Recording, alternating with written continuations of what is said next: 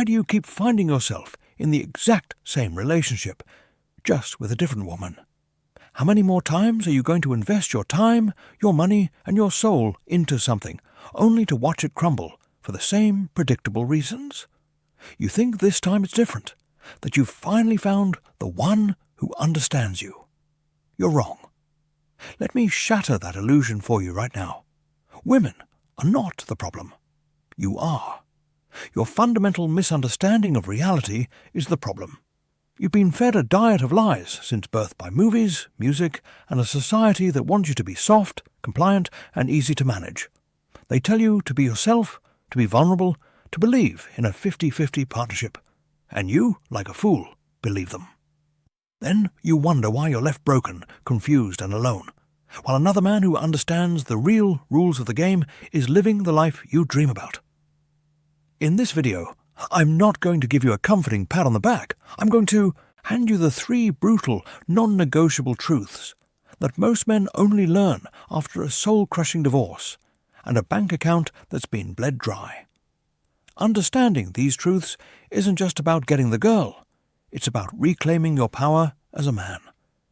Before we dissect the lies you believe, you need to understand the bedrock principle that governs every single human interaction. From a billion-dollar negotiation to the silent tension across the dinner table. That principle is called the frame. A relationship is not a fairy tale. It is a constant, unspoken negotiation of reality. The person who has the stronger frame, the more robust and unshakable view of themselves and the world, dictates the terms of that reality. Most men have a frame as fragile as glass. It's built on external validation, on her approval, on the need to be liked. A woman's slightest mood swing, a sarcastic comment, a moment of doubt, and your entire reality shatters. You become reactive, defensive, and weak. True masculine power is the ability to hold your frame, no matter what emotional storm is raging around you. It's a quiet, internal certainty that you are the prize, that your reality is the one that matters. I learned this lesson not in a relationship, but in a boardroom in Hong Kong. I was in my late 20s, trying to close a manufacturing deal that would make or break my fledgling company. The other side was represented by a man twice my age, a veteran of 1,000 deals. He was trying to bully me, to make me feel small and inexperienced. He'd make condescending remarks, check his watch, take phone calls in the middle of my presentation. My partners were sweating, ready to concede on every point just to get the deal signed. I saw what he was doing. He was testing my frame. So, in the middle of him taking another call, I calmly stood up, gathered my papers, and started walking to the door. My own team looked at me in horror. The old man hung up his phone. "Where are you going?" he demanded. I turned at the door and looked him dead in the eye. I didn't raise my voice. I just said, "I only do business with serious people. It's clear my time is not being respected here. My offer stands for another hour. After that, the price goes up 20%. And I walked out. The silence was deafening. I sat in a coffee shop downstairs, my heart pounding, telling myself I just tanked my entire company. 45 minutes later, my phone rang. It was him. "You have a deal," he said. That day, I learned that power isn't about being the loudest person in the room. It's about being the one who is most willing to walk away. It's about knowing your value so completely that you don't need anyone else to validate it. Women, more than any business tycoon, are masters at sensing this. They are constantly, subconsciously testing the strength of your frame. And if yours is weaker than hers, she will assume control, and you will become a passenger, your own life. Now, let's dismantle the garbage you've been taught. Let's burn down the house of lies you've been living in, so we can build something real and powerful on the foundation. The first, and by far the most destructive hard truth you must accept, is this. A woman's love is not unconditional. You've been poisoned by the fantasy that if you're a good man, if you're loyal, if you sacrifice for her and love her with all your heart, that she will love you back no matter what. This is a childish delusion.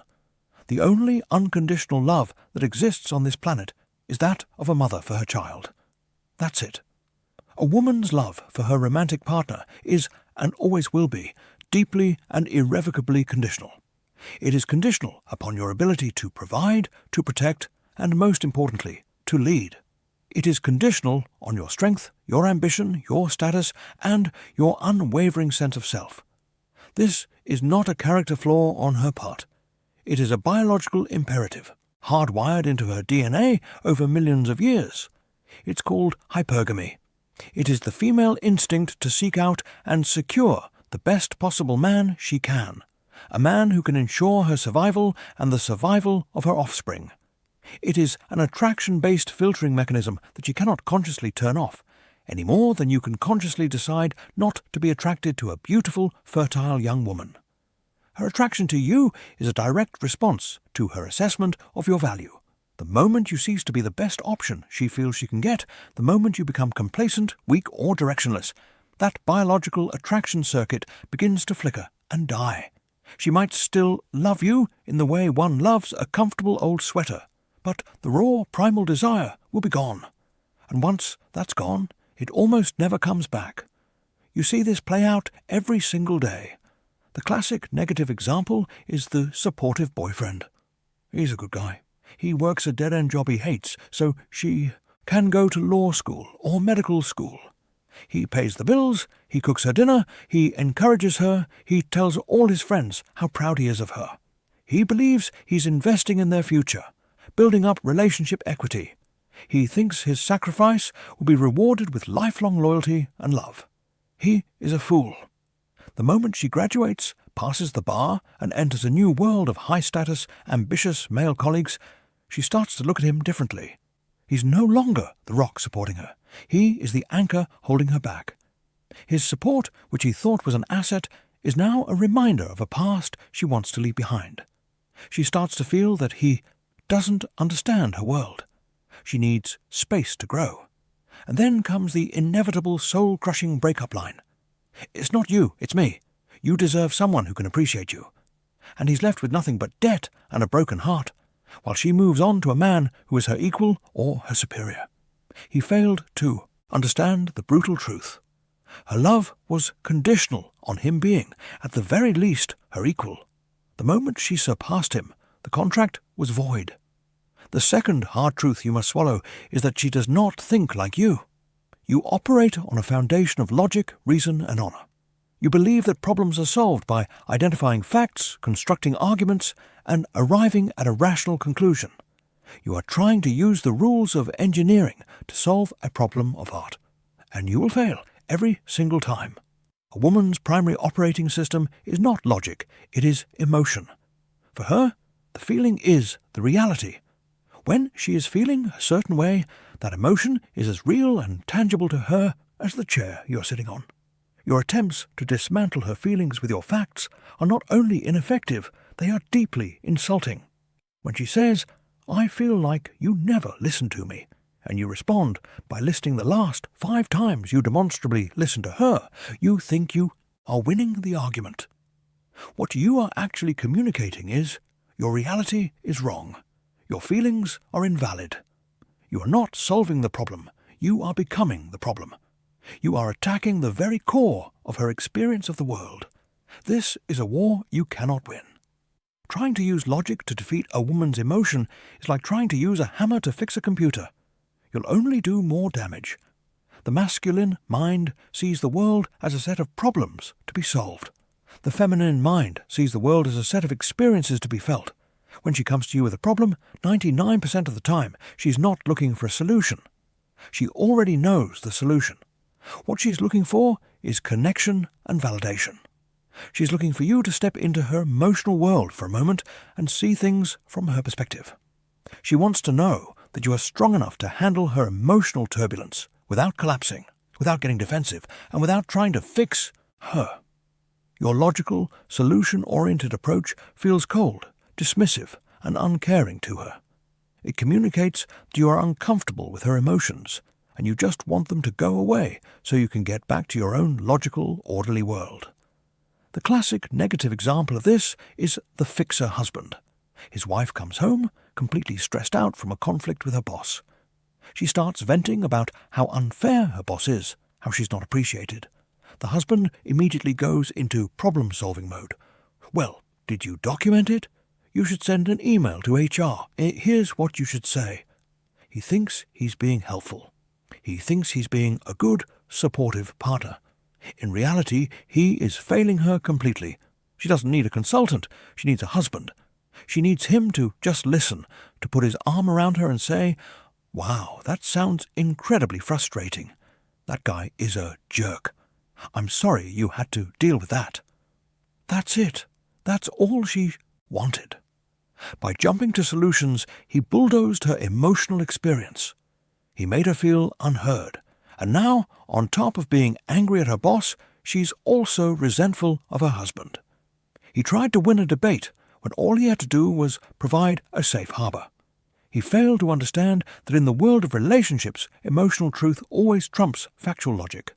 The third hard truth, and the one that trips up most men who actually succeed in finding a good woman, is that the tests never ever stop. You operate under the delusion of finality. You think that relationships have a finish line. You work hard in the beginning, the dating phase. You're charming, you're ambitious, you're in shape, you're a leader. You put in the effort, you win her over, you get into a committed relationship or marriage, and you think, great, mission accomplished. You cross the imaginary finish line and you stop running. You get comfortable, you get complacent, you let yourself go physically, you stop planning dates. You stop being spontaneous. You stop leading the relationship and you slowly abdicate your role as the captain of the ship. This is a fatal mistake. There is no finish line.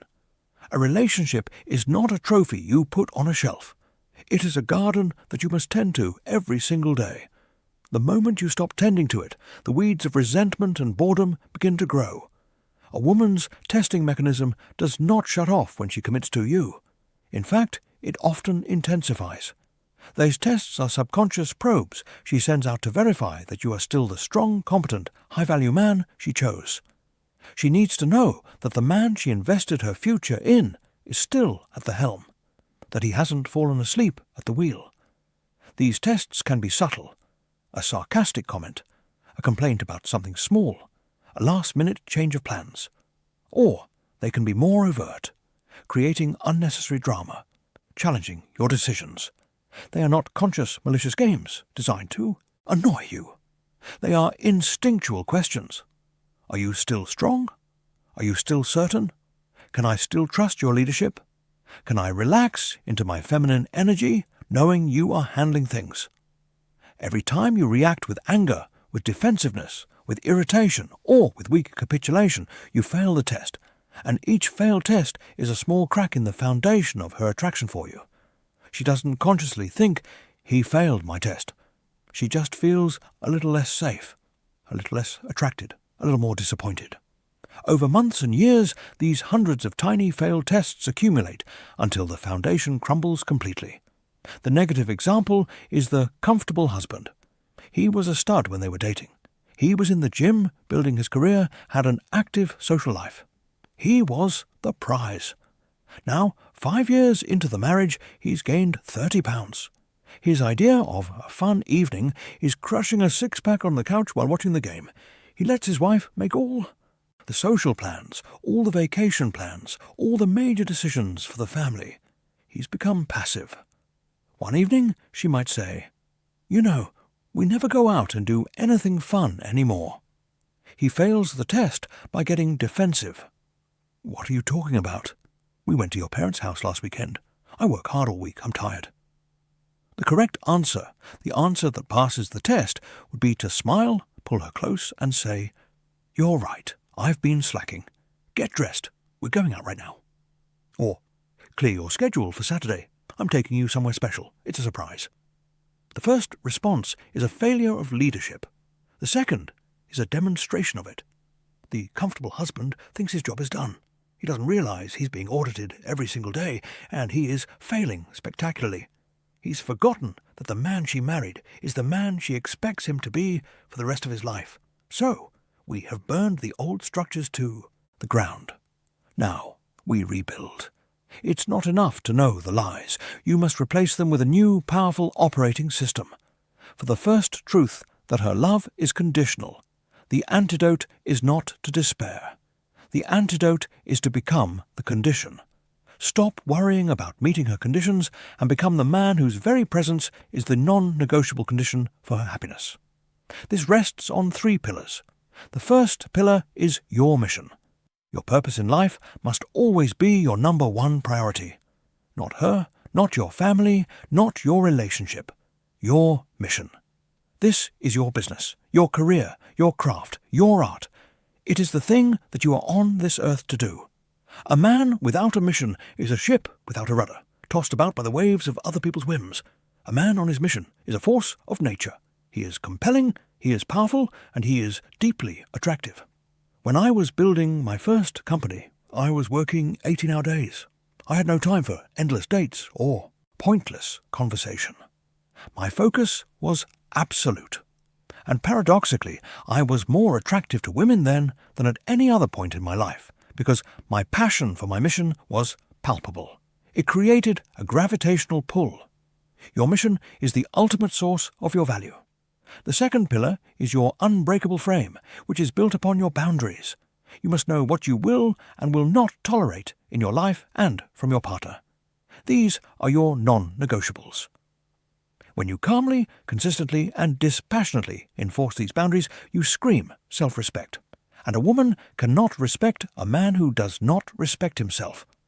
For a practical application, if she is being disrespectful to you, you do not argue, you do not yell.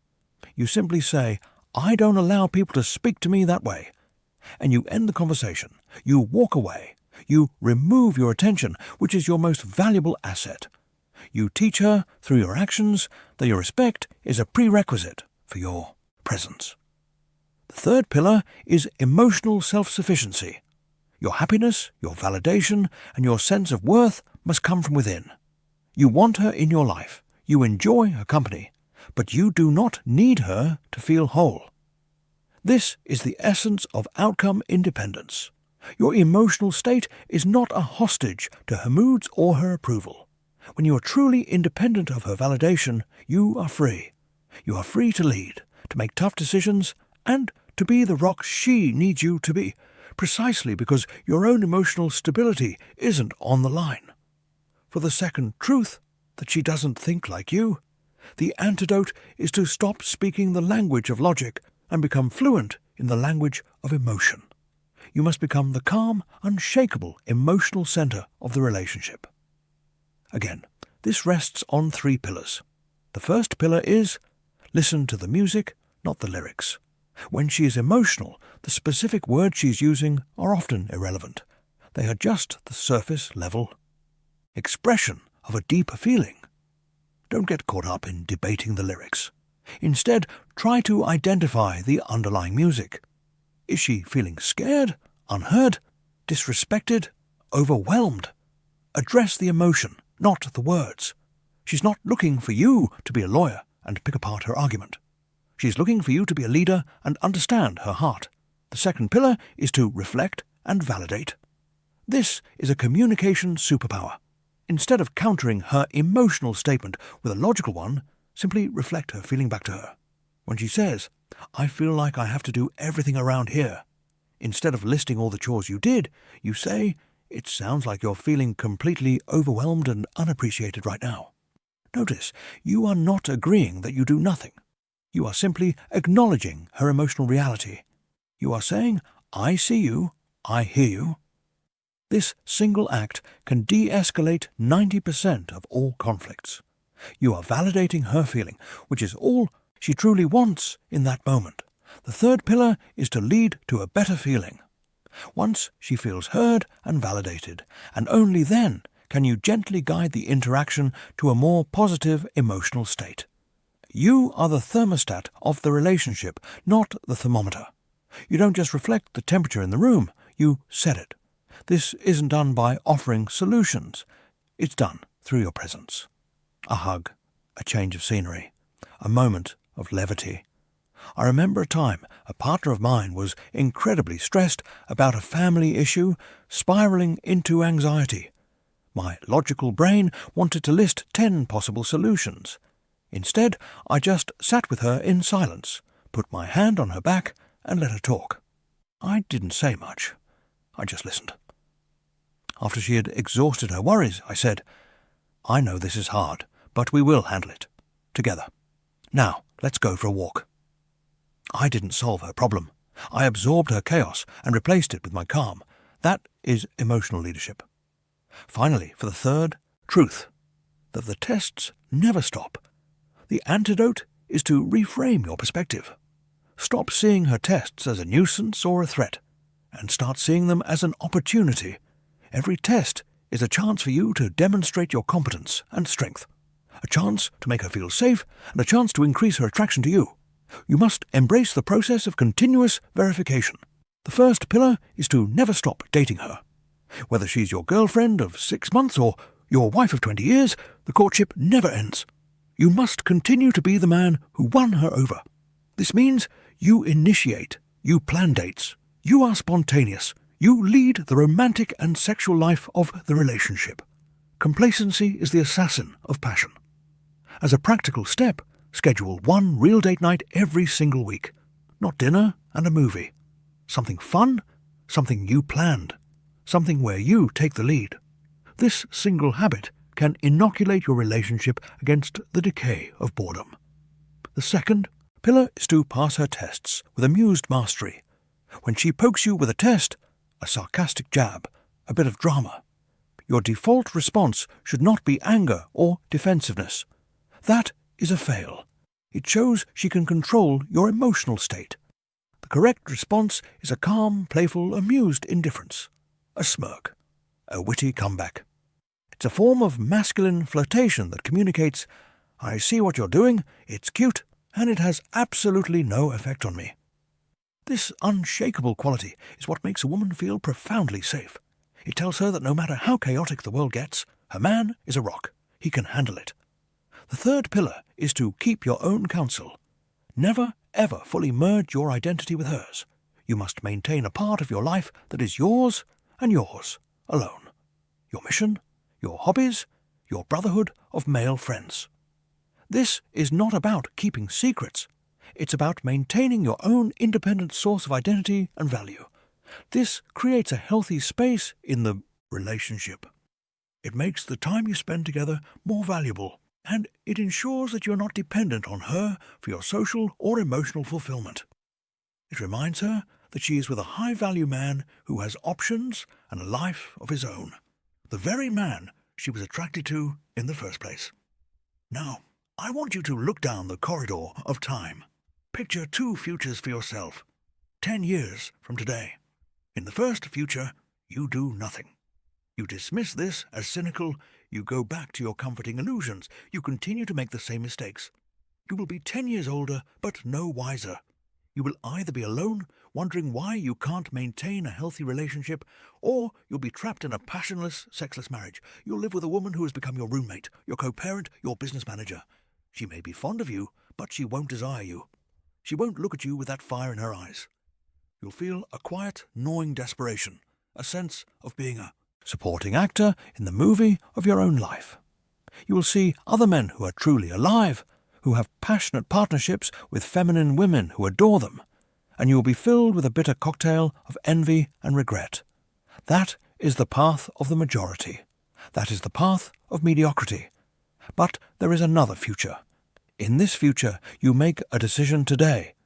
You decide to accept these hard truths not as a burden, but as a map. You begin the hard work of building yourself into the man I have described. 10 years from now, you wake up every morning next to a woman who looks at you not just with love, but with genuine admiration and respect. Your relationship is not a source of stress, but your greatest source of peace, power, and inspiration. It is your sanctuary. You walk through the world with a deep, unshakable confidence, a centeredness that people can feel. Other men ask you for advice. Women are drawn to your energy. You have built a life of freedom and choice, not by chasing women, but by becoming a man of such immense value that the highest quality women are naturally drawn into your orbit. You are not lucky. You are powerful. You are not a victim of circumstance. You are the architect of your reality. You are the man you were always meant to be. So let's be crystal clear. Forget everything you've been told. Stop hoping for unconditional love and start becoming the man whose strength is the condition. Stop trying to win logical arguments and start winning her heart by leading with emotional certainty. And stop looking for the finish line, because there isn't one. This is a game that never ends, so you damn well better learn to love playing it. This isn't a list of helpful tips. These are the fundamental laws of masculine and feminine dynamics. You can either learn to use these laws to build the life you want, or you can spend the rest of your life being broken by them. The choice is entirely yours. But don't come to me in 5 years complaining that you're in a dead bedroom when I gave you the keys to the kingdom today. This is your life. Stop sleepwalking through it. I want you to make a commitment right now. Go to the comments and write, "I set the frame." A declaration to yourself that from this day forward, you are the architect of your relationships, not the tenant. If you're serious about this, and not just another tourist looking for a quick fix, then subscribe to this channel and turn on notifications. Because the lessons are only going to get harder and the rewards are only going to get greater.